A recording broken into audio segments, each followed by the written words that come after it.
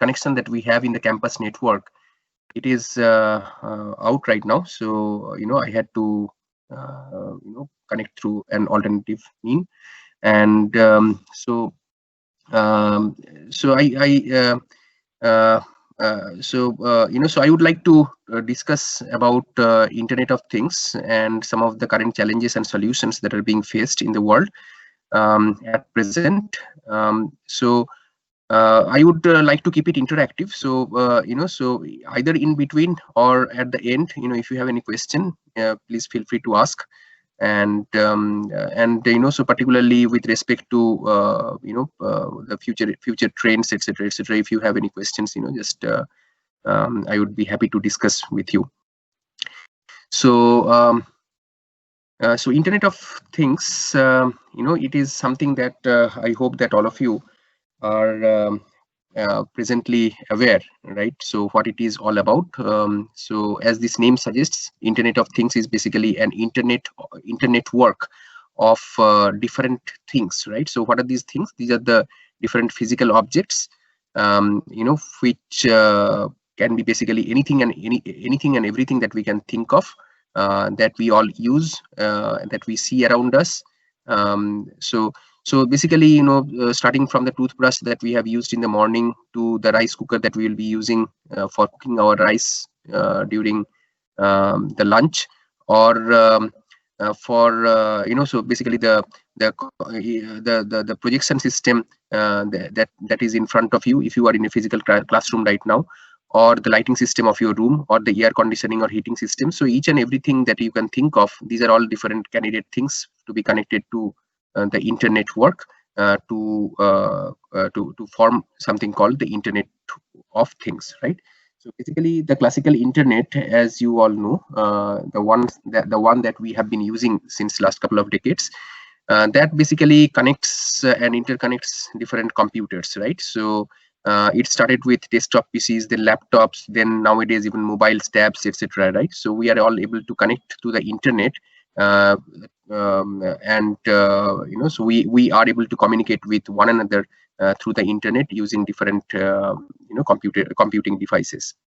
So the whole idea was to take it beyond simply internet working different computers and computing devices, and try to come up with an interconnection of different physical objects like the ones that I told you, or even in the picture that you see in front of you, all these different physical objects to be connected, interconnected together. Now the question is that why we want to interconnect all these different physical objects, right? So so we understand that if you want to share different data, or if you want to communicate between different machines, then it makes sense to connect different computers, right? But the question is that why do you want to network these different physical objects like the bicycle, the rice cooker, the toothbrush, etc., etc. So the reason is that there are so many different attractive use cases that have come up, which can be actually which can help you to solve some of the problems that occurs on a day-to-day basis using this kind of interconnection, right? So you can come up with some attractive solutions to these different problems, right, with this kind of interconnection. Let me just give you an example. One of the examples for elderly care that I like is basically, so as we all know that elderly people nowadays, many of them, they do not have any caregiver at home, right? So they in many cases they are the ones that are staying at home on their own, and there is basically no one to take care of them, right? Even the near and dear ones do not stay with them in many of the cases. Now with age, these geriatric people, what they get is some kind of immobility, right? So it is very difficult for them to move from one place to another, even within the same room. So one of the one of the solutions to this problem is that if you can have some kind of services, different types of services to be offered to them, which they need on a day-to-day basis, right beside their bed or right beside where they sit, right? So if we can come up with those kind of services, then that is going to be attractive. attractive, and also it will solve some of their problems. So so one of the things that could be done is basically, if for a simple use case like, the elderly person has to be given some milk, boiled milk to him. So one of the things that could be done is that the person who needs the boiled milk, he doesn't have to actually move from wherever he is placed at that point. So he can use a couple of different types of interconnected objects which can do the work for him. So for example, you could have a robotic device, a robotic arm maybe, which can open the door of the refrigerator, take out milk from the milk pot. If there is milk, sufficient milk, then it is fine. If there is no sufficient milk, then that device will be able to send some kind of an alert message to the milk person to deliver milk the next day or the earliest moment. And if there is sufficient milk, the robotic device should be able to pour milk on the on some vessel like a glass or cup or something like that, and then put it on the microwave and heat it up. And once it is done, the device should be, the robotic device, the robotic arm should be able to deliver the warmed up milk or boiled milk to the elderly person who needs it, right? So this is one, you see that this is one use case of the many such attractive use cases that can be fulfilled with the help of something called this IoT. Now so in this particular example that I told you, you see that you have to have couple of things, right? So you need to have these different devices to be made smart in some way. So these devices should have some kind of a sensing capability. These devices should have some kind of an so after sensing, whatever has been sensed, that data has to be sent somewhere. So they should have some kind of a communication capability, and they should also have some kind of processing capability, right? Either locally or it has to be processed somewhere, right? So so how can we make this happen? So we can make this happen with the help of things like embedded systems, embedded electronics, embedded software, embedded different types of embedded systems devices. We can also take help of something called cloud computing, or even something called edge computing, fog computing, etc., which have also become very prominent in the recent years, right? So so like this, actually number of different other types of technologies can also help in fulfilling these kind of use cases. Okay, so this is a simple use case that I told you, like this, for, let us say, elderly care in a smart home application. There are so many different other use cases that also have to be fulfilled, and these use cases are not going to be executed in isolation, right? So they are all, because there are so many different things which will have to, different objects which will have to talk to each other, and there are so many use cases which will involve these different objects. So you need some kind of an interconnectivity between these different objects, and also the chain of objects that are going to talk to each other, right? So that is where this complexity comes in, that how you are going to make it happen, right? So it is very simple to realize, or it is very simple to visualize this kind of use case to be developed, to be some kind of system that will help in fulfilling this kind of use case. But at the same time, actually doing it, the actual development is not going to be very easy, right? So many different technologies are going to be involved, so many different communication protocols are going to be involved, and the main difficulty is that you do not even have a single standard for developing this kind of thing. You have multiple different standards which can help you build different IoT based systems, but at the same time you do not have a single standard that can help you in fulfilling these, right?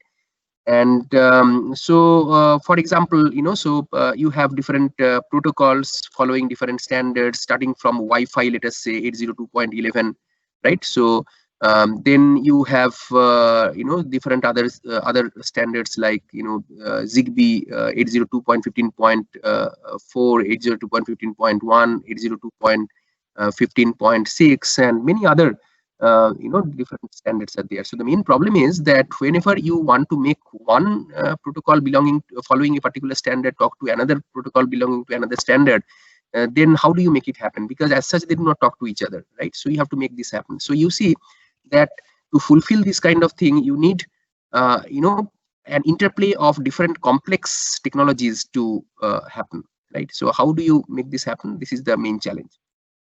Okay. So with this kind of preliminary background, let us go ahead further. So I will formally read out the definition of IoT that I have with me. So basically, IoT is the network of physical objects, as I said, or things that are embedded with different electronics, software, sensors, and connectivity to enable it to achieve greater value and service by exchanging data with the manufacturer, operator, and or other connected devices. So connectivity is very important. It is central to the the development of IoT systems. Connectivity is very important, right? So you sense some information, some data, then through this backbone connectivity, through different types of connectivity, not only backbone but different types of connectivity, this data will have to be sent somewhere for further processing, right? So this is the whole idea about IoT. So so basically, so whenever you talk about IoT, as I also told you, and that the whole idea is to offer different services, right? So you want to offer some value-added services to the end users who need it, right? So service centricity is basically integral to IoT, and I will tell you later on that this is something that basically differentiates IoT from the regular internet. So IoT basically has this service centricity, which was not very prominent in the internet. And the consequence I will also show you a little later, that the service centricity has been taken into focus while developing the architecture for IoT. And we will discuss a lot about it a little while in a little while. So before that, a couple of other things that I would also like to mention is that in IoT, autonomy is very important, right? So autonomy of all these different objects, autonomy of all the different components that are helping in building this kind of interconnectivity, internetwork. So autonomy of everything is important. So autonomy means like with minimal or no intervention, human intervention, these systems are they are going to work completely independently. So there is not I mean, ideally there shouldn't be any kind of human intervention at all. So basically, so you need to have autonomy, and for autonomy, full autonomy ideally, and for autonomy you need to have some kind of connectivity between these different devices, and there should not be any manual intervention. So this connectivity has to be seamless. So there has to be some kind of a seamless integration of these different objects which are going to be connected to the information network, right? And this seamless interconnectivity is basically something which is easier said, but these are actually difficult to basically accomplish, right? So seamless connectivity is not a very easy thing to accomplish, right? And the other aspect about IoT is that all the different participants, right? So all these different users, let us say, they are basically active participants in the business process that is being fulfilled. Okay, so as I told you, service centricity is very important. So services are made available through the smart objects over the internet, and these objects can be queried, or their state can be changed, and any information that is associated with them, they can be accessed from these different objects. So the other issue that I would also like to touch upon is that whenever you talk about IoT, you see that for any kind of use case, like the use case that I told you about geriatric care in a smart home application. So basically, for any kind of IoT applications, what is very important is to have three things: security, privacy, and trust ensured. Otherwise, even if you build an attractive system, actually it is not going to be very useful. So you need to ensure that the internet work as a whole is secured, right? So secured devices, secured communication, and secured applications. All of these different levels of security will have to be built into this kind of integrated system. So the other thing is that privacy. Many of these applications of IoT, so these involve end users, right? So end user data, different things are being sensed from these end users or these end user objects that are there. So different data are retrieved continuously through the sensor module of these different nodes. So how the data is going to be processed, where it is going to be taken to for processing, these are something that are of concern, because I do not want, let's say that I have some kind of smart home application running at my home. I do not want my personal data to be revealed to the outsiders unnecessarily, right? And that is quite legitimate. So this happens to everyone, right? So privacy is a very important concern for all of us. And the other thing is trust. So trust is very important, because trust in the data that is being received from the different objects, that is very important, right? So because if you do not trust the data that is coming, then the whole idea, it collapses. So security, privacy, and trust are integral to building IoT based systems. So this is something that I already told you. Like as you can see over here, you have rice cooker, you have cameras, you have toothbrush, you have different objects which can be candidate things in the domain of Internet of Things, right? So basically anything and everything that you can think of is a candidate thing in the domain of Internet of Things. So very quickly about the history of IoT. So this term Internet of Things was coined by a British person, Kevin Ashton, in 1999, right? Before that, actually, as we all know, that Internet was something that evolved over the decades. Starting from 1960s, Internet was there, but the concept of Internet was there, but it was localized to only a few. Then Internet became a little bit more accessible. So, Internet of Geeks in 1990s, basically. Then Internet became very common among people, right? Everybody used to, I do not know how many of you have done, but I myself, I used to go to the Internet cafes, right? And browse the Internet or check my email, etc., etc. So Internet of masses, basically, right? Then when these mobile devices, smartphones became very common, nobody goes to the Internet cafe, so everybody could access Internet through their mobile phones. Mobile Internet became very popular. And then 2012 onwards, particularly, Internet of Things became very popular, right? So Internet of Things research started, and a lot of investment happened, and it is still happening, basically. So Internet of Things research, a lot of investment from private, government throughout the world, not just our country. The concept of smart cities came into being, and people are developing smart cities, smart villages, etc., right? And at the core of the concept of these smart cities, smart villages, etc., is basically IoT, right? IoT is integral to all these concepts. So Internet of Things gradually became very prominent, and not only in research but also in terms of usability. IoT based systems now are being used by different people, different organizations. They have already installed IoT based systems to fulfill some of their to have some solutions, IoT based solutions, to fulfill some of their problems that they face. So IoT has become very popular, right? So IoT has become very popular, let me tell you, in different application domains. So in agricultural domain, IoT has become very popular. In mining sector, IoT has become very popular. In industrial, industry, manufacturing industries, for example, IoT has become very popular. Smart factories, etc., you must have heard.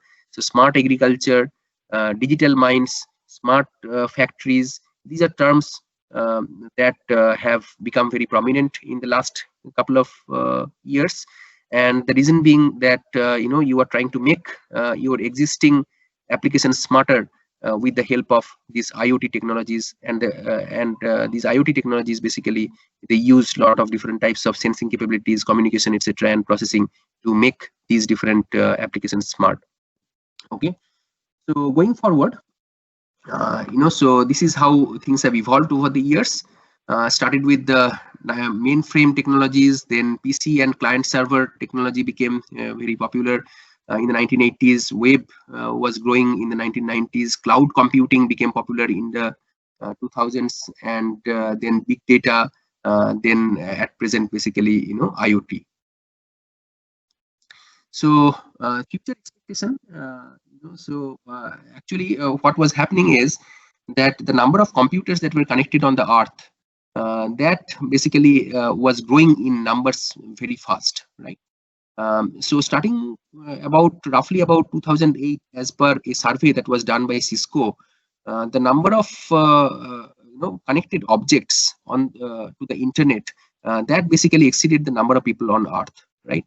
So earlier it used to be reverse, but gradually this connectivity between these computers, then which basically also included the different objects, etc. This also happened, and consequently what happened is that at present we have the number of connected devices on the to the internet that basically far exceeds the number of people who live on this planet.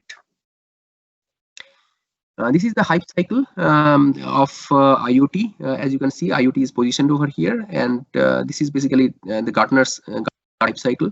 So IoT is a very important technology. It is still growing, and it is expected that in the next couple of decades, IoT and its applications, these are going to be more pervasive, right?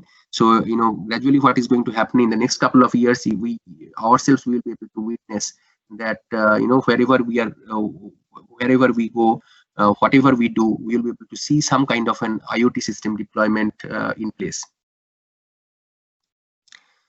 So IoT was growing and since the last couple of years, and not only in India but also globally. So in India, basically, the whole idea was to develop a connected, secure, and smart IoT-based system for our country's economy, society, environment, and global needs. So that was the whole that was the whole idea of implementation of IoT in India. The Ministry of Electronics and Information Technology, which is in charge of this planning for IoT, IoT infusion into our ecosystem, they came up with their plan, right? So they came up with their IoT policy draft, and that basically helped in building the smart cities that were planned since the last couple of years, right? So we started with identifying the 100 smart cities to be built, and then it started in phases. Initially, a couple of smart city projects were taken by the government. Different smart cities were built, and they are also still being evolved. Then came few others, and so on. So in phases, basically, these smart cities these started being built. And many of these smart cities, they are basically, some of these smart cities are built from scratch. So these are called greenfield smart cities, and some of these are brownfield. Brownfield means like, things were already existing, and then you try to make them smarter, right? So for example, parts of Kolkata, right? For example, the New Town area, right? So so there are smart city projects over there, basically looking into how the existing infrastructure, etc., can be made smarter. So the main thing that has to be kept in mind is that for all these smart city projects, basically IoT is very integral to these projects, right? I myself, I have visited couple of couple of smart city projects that are being executed in our country, and I have seen how things work. So it's highly technologically advanced, right? So if you look at some of these smart city projects, you'll be able to realize that these are actually very, very high tech, right? And it's basically, one should definitely have an opportunity to visit some of these implementations of smart cities. So let me now quickly look into the issues of what is the vision of IoT. Basically, whenever you talk about IoT is not a singular technology. So IoT involves a lot of different technologies. Basically, you can call it as techno alliance. So you need, as I also told you, technologies such as ad hoc networks, sensor networks, cloud computing, embedded systems, big data, machine learning nowadays, artificial intelligence, automation, control systems, human-computer interaction is also very important. So like this, these are not the only ones, right? So like this, actually, there are so many different other technologies that are also required in order to realize IoT. So basically, so it is like a techno alliance. So it is not a single technology on its own.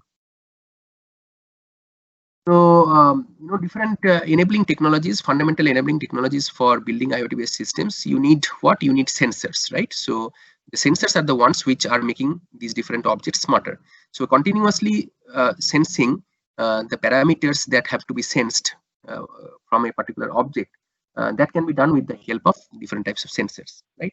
So what type of sensor is going to be used? It all depends on what you want to sense, right? So like this, there are for sensing different things, for sensing different parameters, you have different types of sensors that are available in the market which can be used.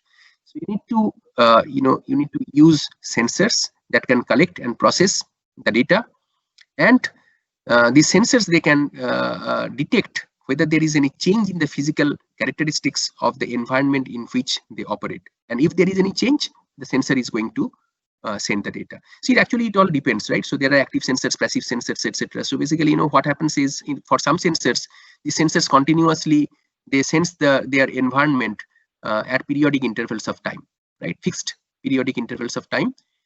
These sensors, they keep on they keep on pulling the environment, what is happening around them.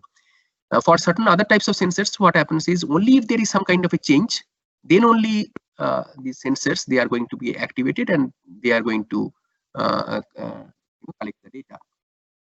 So irrespective of whether it is active or passive sensor, so the data by itself doesn't carry any value, right? So the data will have to be processed, and that processing of the data, that can be done somewhere where, for example, on some remote server, or nowadays on some cloud platform. So you send the data remotely to some cloud platform. So there are so many publicly available cloud platforms that are there. Not only public cloud, but also different institutions. For example, IIT Kharagpur, we have our own private cloud, right? And not only IIT Kharagpur in our country was one of the academic institutions which basically first started implementing private cloud. So it is there. But there are many other institutions that are also which also have their private cloud. And so public cloud, private cloud, these are all there. So there is also something called community cloud. So basically, which is localized within a particular community, for example, the community of doctors, healthcare professionals, and so on. So like that. So cloud has become very pervasive in our time. And nowadays, whoever needs access to storage, computation, etc., all they need to do is to subscribe to these cloud platforms. So all I was telling you is that the data that is collected will have to be processed either remotely at the cloud, or at some server, remote server, local server, whatever be it, or the data can be processed to some extent, at least locally. So this local processing basically brings in the concept of something called edge computing, which you might have heard. Edge computing, then there is something called fog computing, etc. So edge computing, fog computing, cloud computing, these are the different advanced technologies which could be used to analyze the data, the sense data that comes from these different sensor nodes. Okay. And so I was talking about the sensors, but there are other devices, for example, RFIDs, which are also commonly used for collecting different data. So these RFID devices are good for identification purposes, for tracking purposes of different objects, right? So RFID tags are commonly used, and I'm pretty sure that most of us, we have already seen how this RFID looks like and what is the use of this RFID. So sensors, RFIDs, etc., these are there. But on top, you also need some kind of a smart technology to enhance the power of the network by devolving the processing capabilities to different part of the network, right? So you need some kind of a smart technology. And added to all of these, there is something called nanotechnology, which is also becoming growingly popular, which is basically to interconnect small things, right? Nanoscale objects, nanoscale devices, nanoscale materials, and so on. So this nanotechnology is also becoming very popular, and nowadays people are talking about Internet of Nano Things, right? So people are talking about not just Internet of Things, but Internet of Nano Things. So Internet of Nano Things, Internet of Nano Bio Things. Basically, nano bio things basically also include some of these biological objects. For example, the biomolecules in our body, right? So these are all going to be biomolecules in our body are going to be internet worked. So that can be done with the help of something called systems biology, or to be more specific, molecular communication. And with the help of all of these, you can build Internet of Nanobio things. Okay. So some of these different characteristics of IoT. IoT systems, they can capture the ambient intelligence. That means whatever is going on around the systems wherever they are deployed. So this kind of ambient intelligence can be captured. They have some kind of a flexible structure, right? So there is some kind of a flexible structure. Then there is semantic sharing, not only sharing of the data, but also the semantic sharing, use of complex access technologies, and also these systems, they are typically event driven. So whenever there is some kind of an event,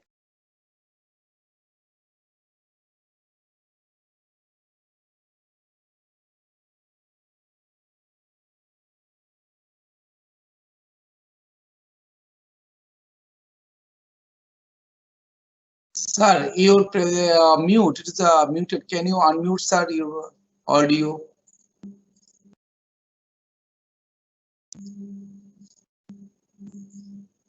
Professor Mishra, little bit is due to a system problem. You are unmuted. Can you mute again? Unmute again. Am I audible, sir?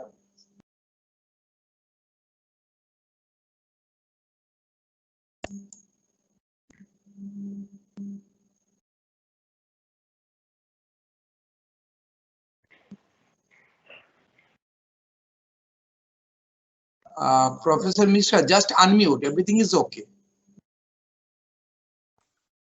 yeah. So Okay. how much did you? I mean, I do not know. Nothing. I have interrupted as soon as the audio was gone. So from pyramid. Oh, I see. Okay. Fine. I understand. You probably wanted to mute everyone, right? Yeah. Yeah. So I also got muted in the process. Sure. Okay, that's fine. Okay, so so let me just continue from where I was. Yeah. I hope that you are all able to hear me now. Yeah. It's okay, sir. Okay. So yeah. So why do we need IoT, right? So we need IoT because we want to extract meaningful information from the data that is collected, right? We want to know what exactly is going on around the systems where these IoT IoT devices are deployed. So basically, IoT can help the humanity. IoT can help the humanity. So through the sensors, through the RFIDs, etc., what you can do is you can collect the data. But that data, as we all know, are going to be of little help. So you need to gather information by processing the data. So this processed information will give you, processed data will give you the information. You process it further and you gain the knowledge out of the information. You can create some knowledge factories, as these are called. So from these knowledge factories, one can even get wisdom. So wisdom is at the tip of the pyramid. So at the very bottom, you have the data, then information, knowledge, and wisdom, right? This is the how the pyramidal structure it looks like. So so gradually, actually, the whole idea is not just to acquire the data, but to process it appropriately, store it appropriately, to gather information, knowledge, and wisdom, so that it can benefit, the data can benefit humanity in a much more better way. So you need information, right? So these sensors, they can collect a lot of data from these different objects and from different events, and you can gain some insight, meaningful insight from this sensed data, right? So you get value of the information. So that is one of the benefits of IoT. There are other benefits, for example, resource efficiency. So for example, in industrial control systems, you can dynamically control the different systems. You can even control different systems not only in the industries but in a day-to-day life, to efficiently use these different resources, right? So whether we are talking about electrical appliances being used at home, IoT can help in improving the efficiency, utilization efficiency, for example, of these different electrical appliances, just as an example, right? So you can improve the resource utilization ratio with the help of IoT. So like this, there are so many different other advantages of IoT. For example, IoT provides versatility of the network, right? So what you can do is basically you can interconnect different objects. Even you can interconnect these different internetworks to form a much more complex internetwork. So you have a much more flexible, versatile network, right? Which basically integrates different technologies. So this kind of versatility will basically help in fulfilling different use cases like the ones that I cited at the beginning. And also IoT can help in serving different applications, for example, pollution control, disaster avoidance, etc. So these are just some examples, but IoT basically can help in in serving different applications. So the beauty of IoT is that IoT can interconnect anything, any object, which are situated at any place in the world at any time. So you can get anything, any place, anytime connection, connectivity by building, IoT-based systems. So it is one paradigm having many visions. There is something called the things-oriented vision, and whatever I told you so far, these are mostly like following the vision of things orientation. But there is the other two things also that are there. One is called the internet-oriented vision, where we talk about mostly like something called web of things, much more complex internet network, right? So those are the internet oriented visions. And then you have semantic oriented vision, which is actually becoming very popular with the growth of popularity of machine learning and advanced machine learning and artificial intelligence. This is called semantic orientation. So semantic orientation means like from the data that are being collected, you would be able to reason over the data. So a lot of insights can be had, a lot of reasoning about the data, about what is going on around the systems that are deployed. Those can be done with the help of semantic oriented vision of IoT. So you have things oriented vision, sensors, RFIDs, etc. So one of the important things that I would like to mention over here at this at this point is that in the things oriented vision of IoT, one of the challenges that the world is currently working on and has been working on right from the very beginning is how to address these different objects. So already with the internet, we were running out of the address space, right? So IPv4 based addressing was commonly being used, and it is still being used. IPv4, as we have seen, it has its own limitations in terms of the address space. Then IPv6 became IPv6, IPNG. These also became very popular. These can solve the problem to some extent of having unique addresses to the different computers that are connected to the internet. But if you are talking about Internet of Things, here actually you are talking about millions and millions, not just millions and millions, trillions and trillions of objects which will have to be identified uniquely. So how do you get this unique identifier, right? So there are different organizations such as AutoID Labs based out of Europe, EPC Global, etc., which are coming up with different mechanisms of how this kind of unique identification can be had. Okay.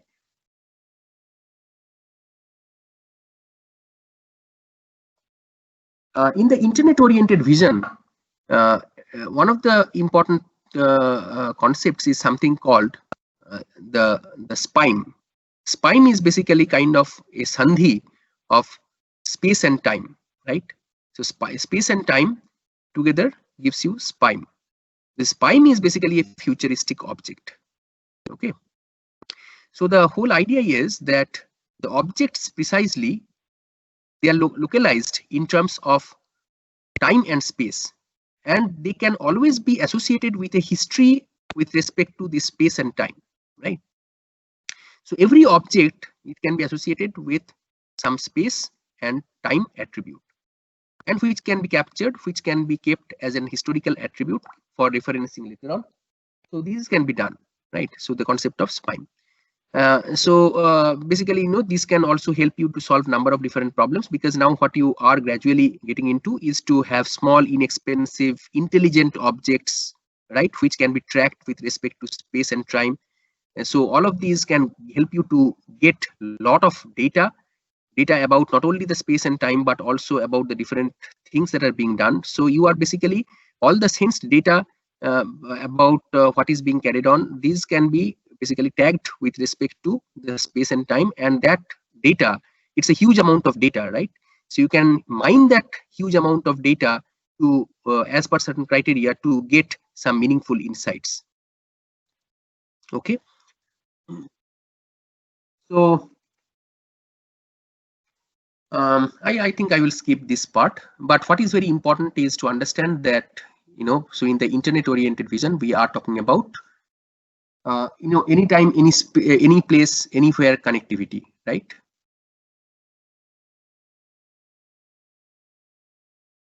So semantic oriented concept is also very important, as I told you, and it is becoming growingly important in the present world of machine learning and AI advancements. So so basically in the semantic oriented vision, you are talking about getting some kind of a representation, storage of the data that are exchanged between the different things. You have a web of things where these different things, obviously they have some kind of an addressing, etc. So you have to store the data, you have to represent it properly, and you have to reason the data that are being captured, right? So you can run different queries, you can search, you can discover. So all of these typically are not at the device level, but at a little higher level. So you can get more insights at a higher level of abstraction. So these smart objects, these things, they should be uniquely identifiable, they should be able to communicate, and they should be able to interact. So there is a difference between communication and interaction, right? So interaction is much beyond communication. So communicate means that they should be able to talk to each other, they should be able to pass messages between each other, but interaction is basically much more. So not only communicating, but also they should be able to of course they have to communicate, but at the same time they should be able to continuously basically interact between them. So these smart objects, basically they have different properties. So these are like physical entities with associated physical features, for example size and shape. They have a communication facility, they should be discoverable. We should be able to receive or reply the messages. I mean, we means like these are different objects, and they should be associated with at least one name, which should be uniquely identifiable. There should be some kind of human identifiable name and a machine identifiable unique address, very similar to the DNS and IP address concept that we have for the internet. Should be some kind of a unique identifier. There should be some kind of computing capability to do number of different things. For example, parsing the incoming messages, to discover different services, to do network management, and so on. And there should be some kind of an ability to sense the physical phenomena and trigger actuation if it is required. So there are so many different challenges. So IoT, it might sound to be very simple to build. Actually, I will tell you that building simple systems is not very difficult, and this is what students have been doing.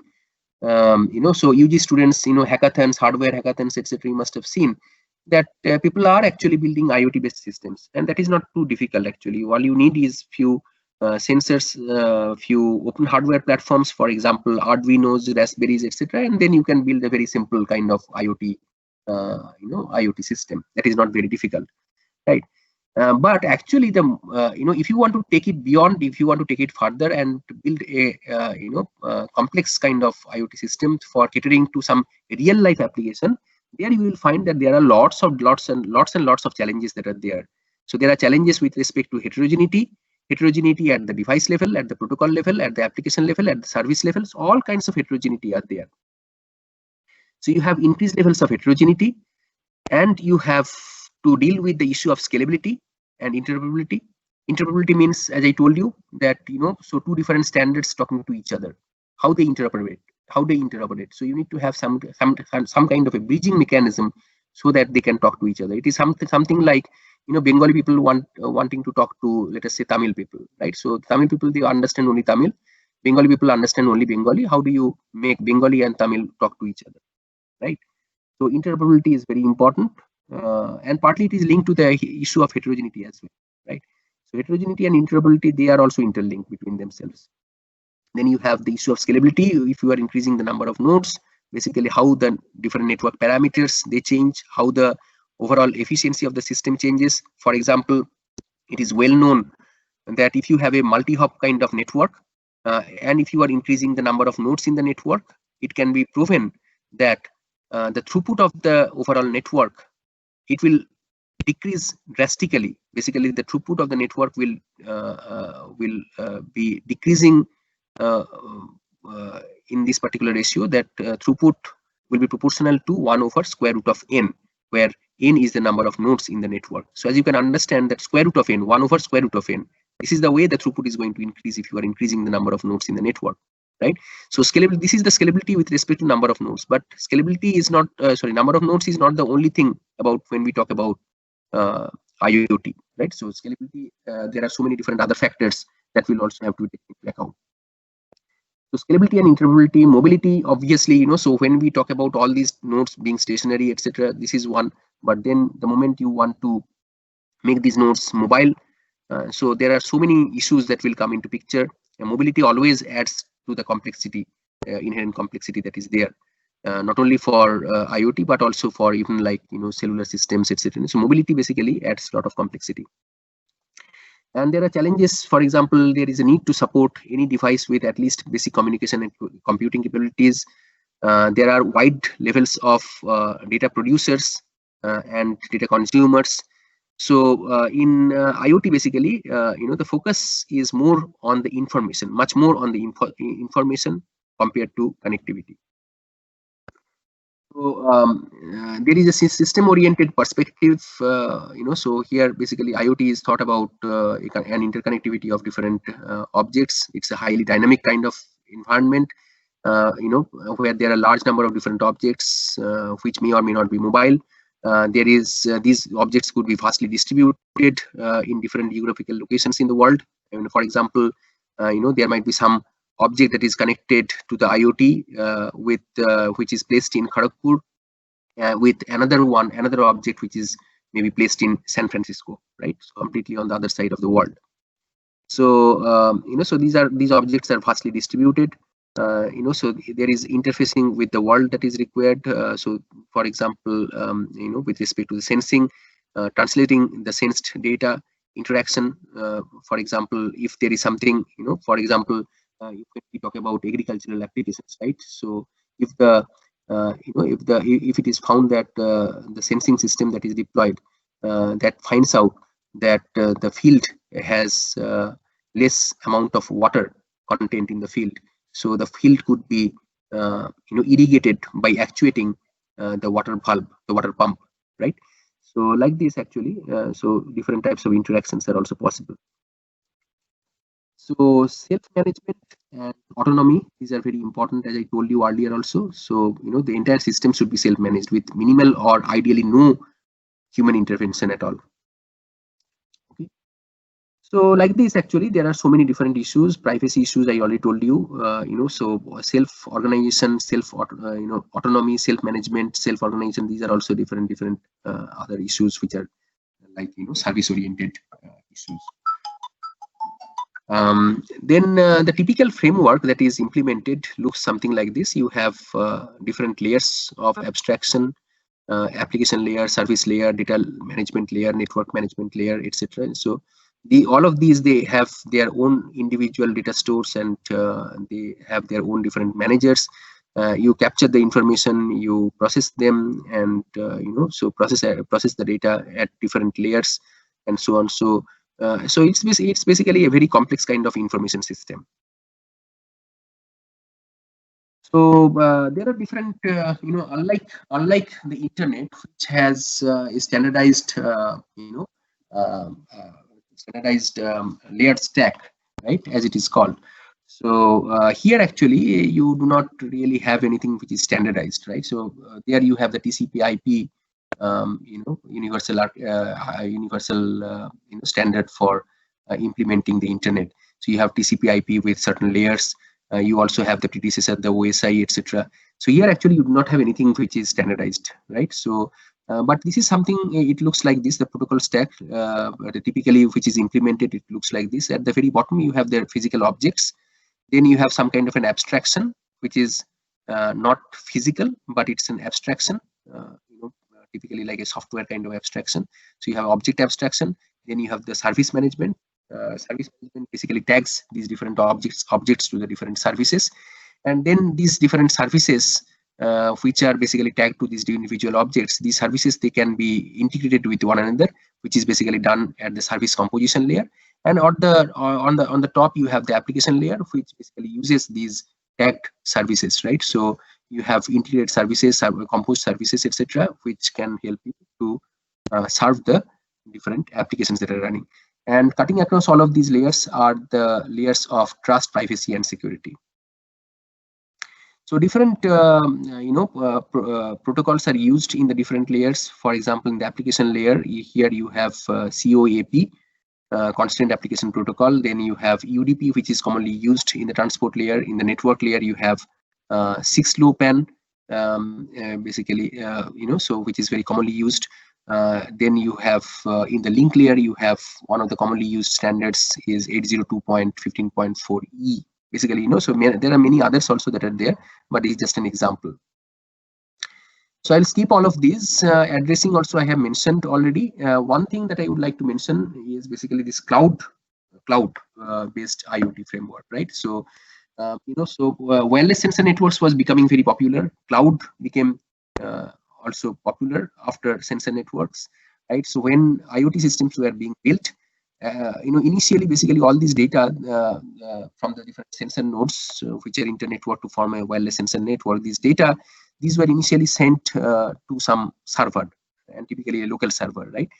But cloud computing became very popular. So cloud came up with different service offerings in terms of infrastructure as a service, platform as a service, then you have the software as a service, and like that actually there are different other service models of cloud computing that gradually became popular.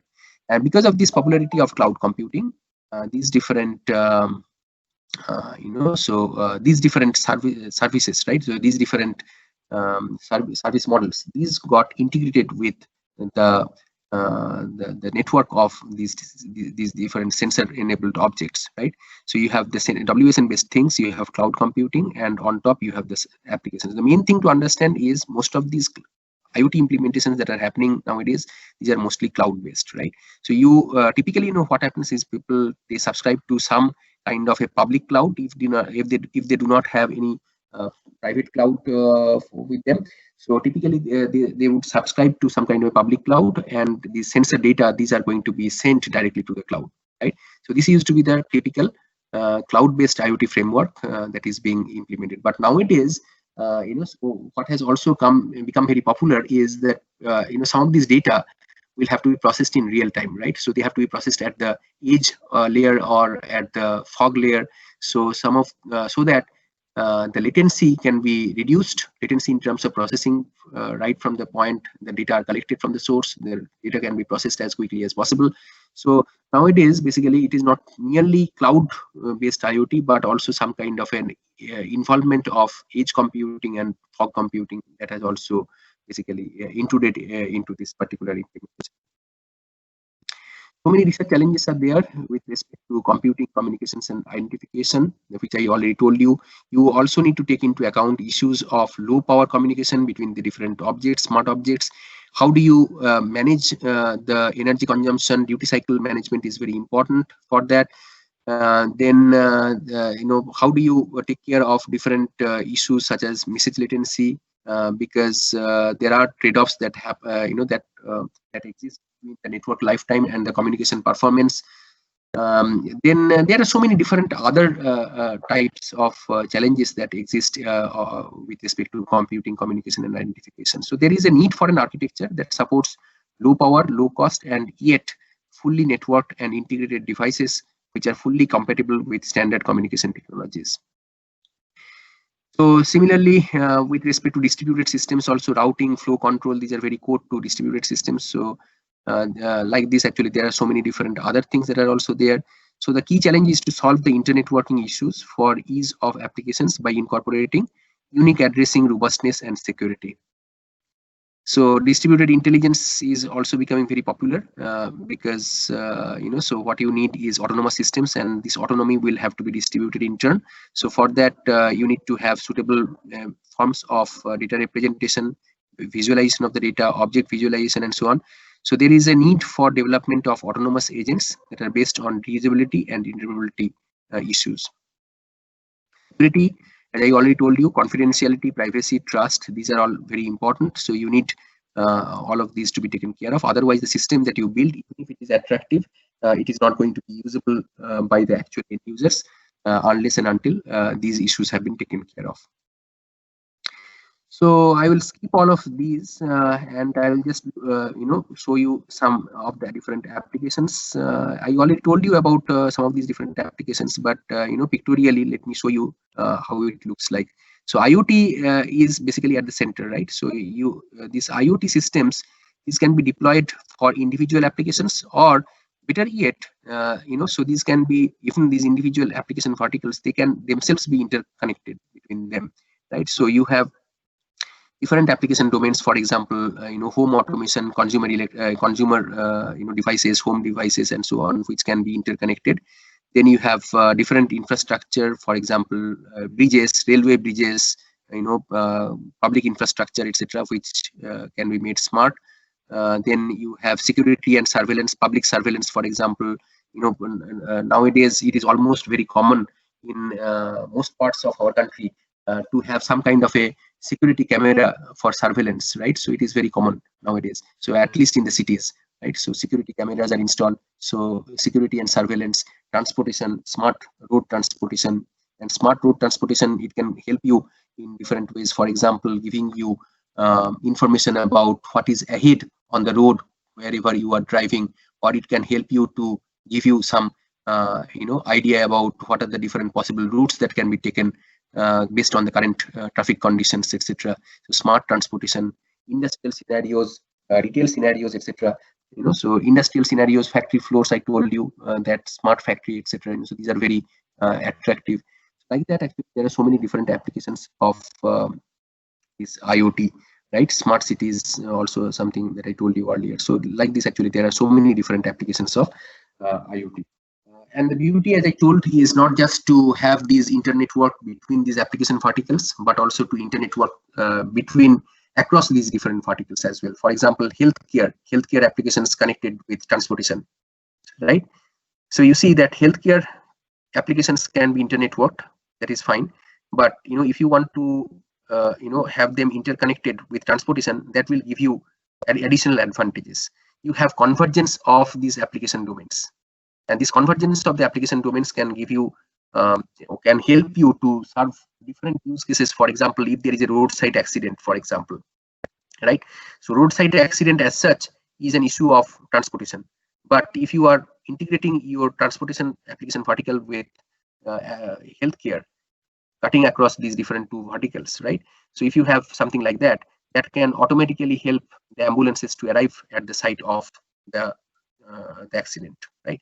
So like that, actually, there are so many different interesting application, interesting use cases that could be